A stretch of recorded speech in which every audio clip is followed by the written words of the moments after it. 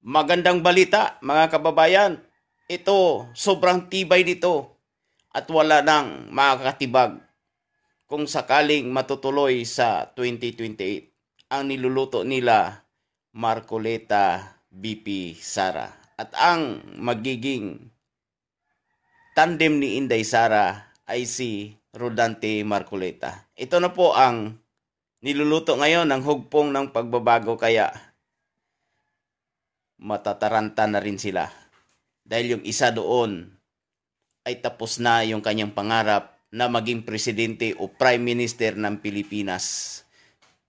Mga kaibigan, suportahan po natin sila pagdating po ng araw ng halalan. Ngayon pa lamang po, isa na ako sa mga ngampanya sa kanila.